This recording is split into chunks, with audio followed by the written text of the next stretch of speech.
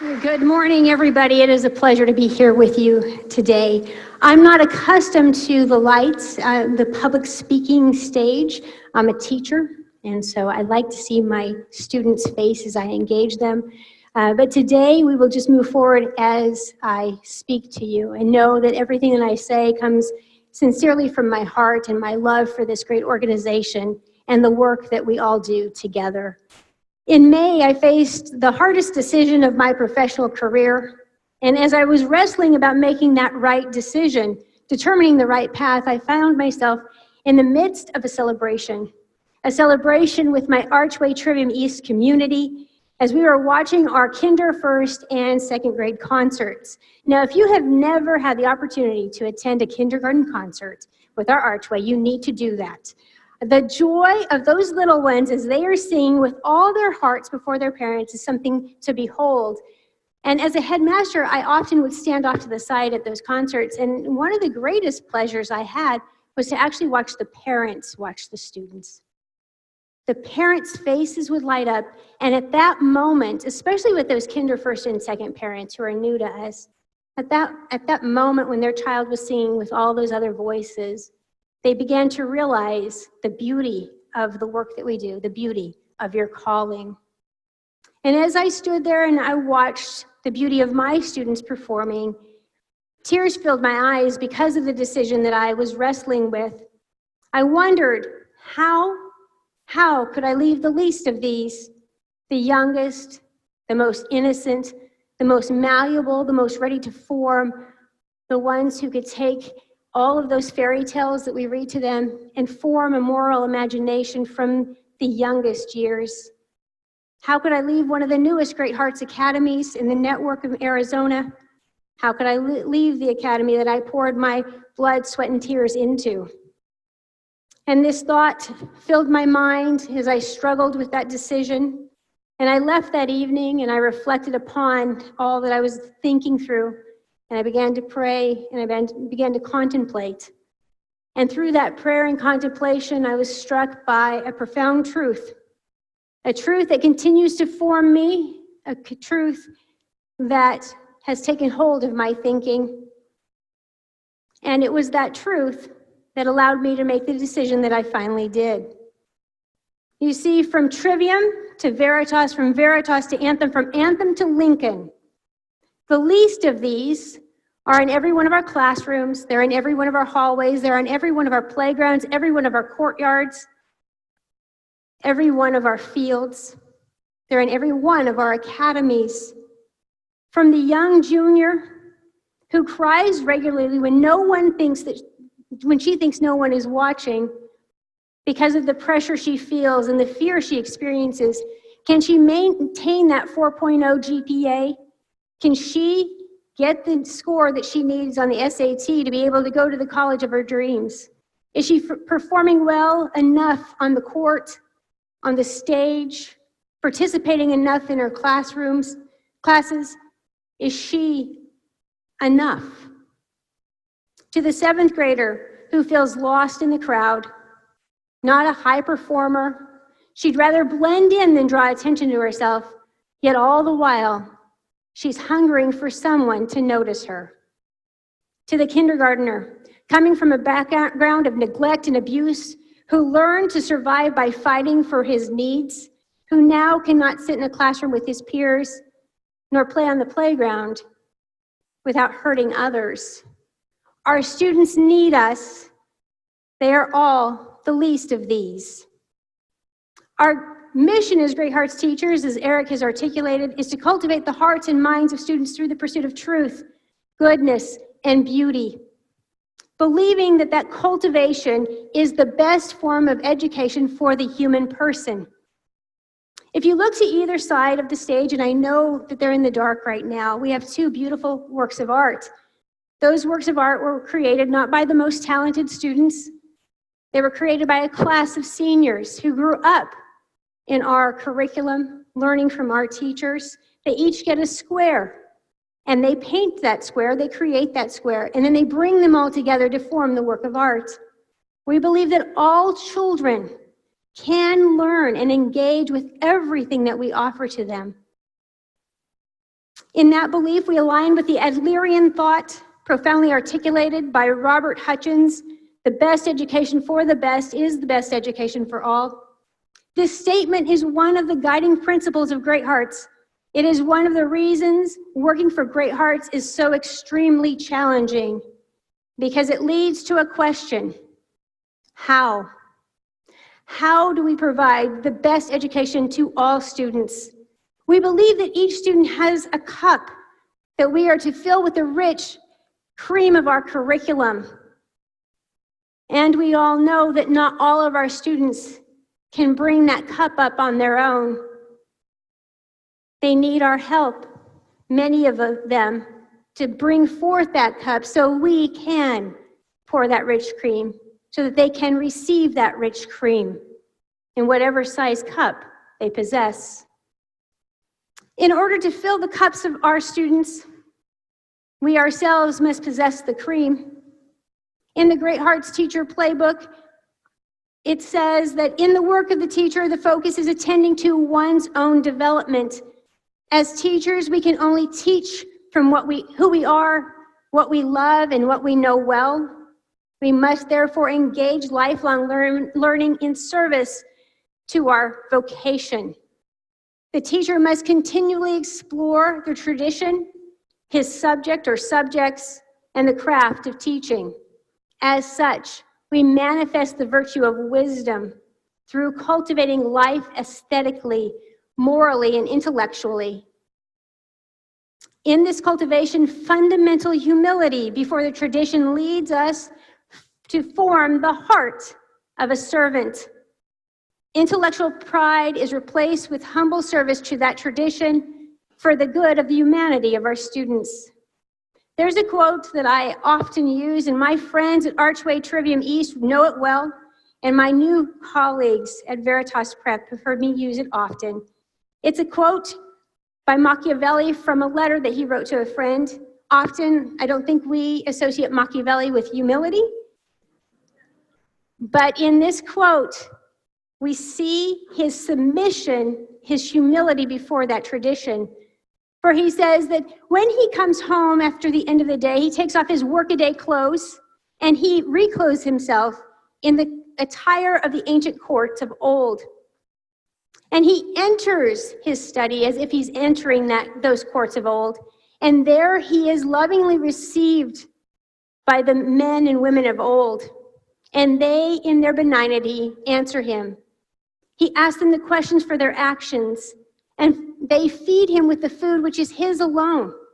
And for 4 hours, he feels no pain, he feels no dread, he feels no worry, for he is transported by those ancient, those great, those men of old.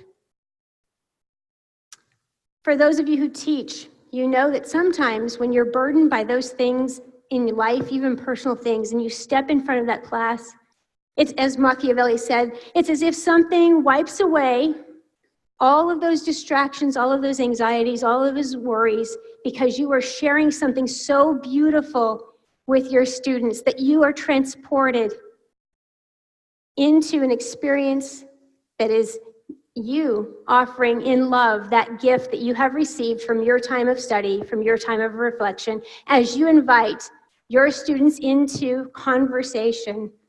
You yourself grow in knowledge because even in the kindergarten years, they can add things to your thinking that you never thought of before. And through inviting them into that great conversation, you're engaging not only with them, but you are giving them of their cultural inheritance from our tradition, inviting them into that great conversation that has existed for centuries because of your love for the thing and your love for them. One of my teachers taught me the reality of this truth more than anyone else. In 2015, as I was working to hire teachers for Archway Trivium East, I spoke on the phone with a teacher, inviting her to join me in the founding of one of the newest of the Great Hearts Academies. I remember the phone call clearly. I was driving on the 101 loop, probably leaving somewhere from a demo, and she called. Now, if you know her, or if you know me, you know that that conversation was not necessarily a long one. We are both very succinct and to the point and direct. She asked me a few questions. I asked her a few questions. We went back and forth a little bit. And I knew at the end of the call that I was going to offer her the position. I offered it in a few days. She wrote back and she accepted the position. And from that point forward, this teacher taught me more about my calling as a Great Hearts teacher, more about my calling as a headmaster than I would have ever found out without having her as one of my colleagues. This young teacher could have chosen to have worked and would have been hired by any of our preparatory academies as an exceptional humane letters teacher, but she chose rather to work with kindergartners for 3 years.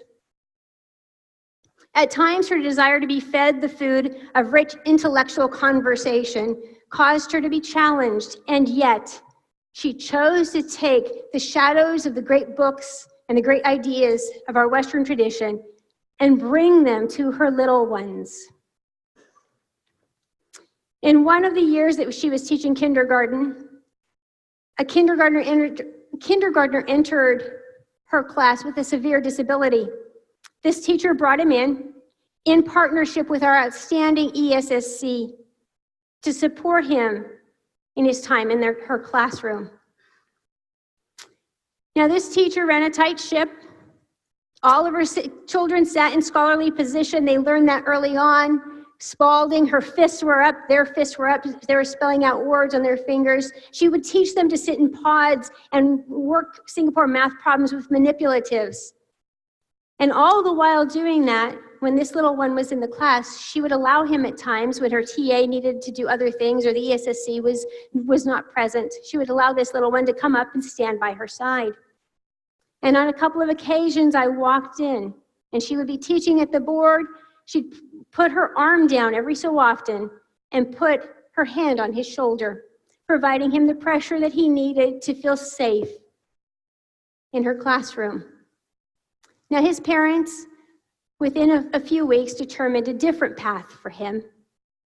But he transformed our academy, he transformed this classroom, he transformed this teacher. And I will never forget, nor will the children in her class ever forget, the great love and compassion that she demonstrated toward this young child and towards them by teaching them to love, by teaching them to demonstrate compassion. After 3 years of working in our kindergarten program, I asked this Great Hearts teacher to consider teaching 4th grade and leading our 3rd and 4th grade team. She studied more than I have ever seen any teacher study in preparation for these responsibilities. She internalized the literature in 3rd and 4th grade, and she went and she began to read the great books from our Western canon, those works that she felt revealed the truths and beauties found in those 3rd and 4th grade texts.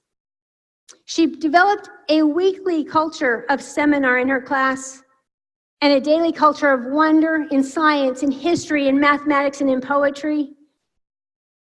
Not a day did I walk into that classroom weren't those students sitting on the edge of their seat, engaged, compelled in learning. Even as she stood at the front of the class, though, it wasn't her that she presented. Rather, the ideas were central to her teaching. The ideas she was teaching, she taught, drew her students together in wonder and inquiry. Within this class of students, one student suffered from an overwhelming emotional experience, from abuse and neglect. He often needed emotional support during his days with us that our ESS team provided to him. He was in this teacher's class. And at the beginning of that year, we had determined that this teacher might not need a full TA all the time. We had a rotation going through her class because of her strength. So on a variety of occasions, she would be alone in her class as she taught. And there were several occasions that I would walk into this teacher's class and see her. She would be at the back of the room. I could hear her voice. She'd be squatting down next to the desk of this young man. She'd have her hand gently on his shoulder, offering him comfort with a gentle word, all the while teaching a lesson filled with intellectual depth and moral truth. Her love of ideas, of our rich curriculum, caused her to give the rich cream to all of her students. She knew each one of them as individuals and yet formed them into a community of learners that work together in the common pursuit of all that is true, all that is good, all that is beautiful. And by the end of that year, that young man was no longer sitting in the back of the room under a desk. He was sitting in the front of the room, fully a part of that community, engaged in the great conversation with his teacher and his peers. If you are called to be a Great Hearts teacher, you will never again be the same. Our calling is one of individual growth. We hold to principles tied to virtue, and those principles compel us to grow in virtue in order to model those virtues to our students. Our calling is not simple, for we are in a very human work that is not neat, it's not systematic, it's not programmatic. We are not producing a product, rather, we are cultivating an organic life. Children are more than processors, they're more than programs, they're more than products. We cannot line them up on an assembly line and in our design chip, add that into them to provide them knowledge. We can't pass them down the line to the next teacher to add their knowledge chip. There is nothing robotic, sterile, or mechanical in the work of the classroom. Cultivation is the art of growing life. And each one of you, in your dedication to serve your scholars, pours yourself out into them as you cultivate that life. Our hands will get dirty, our backs will hurt, we will break a sweat, intellectually, morally, and emotionally. It costs to be a teacher. Helping to heal wounds, teaching an algebraic equation, wiping away a tear, leading a seminar, holding a hand, arguing a point, building a relationship, demonstrating an experiment, teaching a child to speak a foreign language, to play an instrument, to sing, to paint. Helping the least of these hold up a cup and filling the cup with the rich cream as we ourselves are being poured out as a drink offering to water the soil of the students' souls. The fruit of our cultivation of the hearts and minds of students through the pursuit of truth, goodness, and beauty is the great-hearted young man and young woman who graduate from our academies, possessing a sense of destiny and purpose that is directed to the service of the greater good. These, our students, our graduates, will help to transform our world into a more philosophical, more humane, more just society. The tools of our cultivation are human tools. We engage our students from the time they're in kindergarten all the way through their senior year in an intensive, informative dialogue with the great books and great ideas of the West. And by providing a safe environment which allows them to converse with peers and teachers as they seek the truth, students come to understand more fully what it means to be a human being.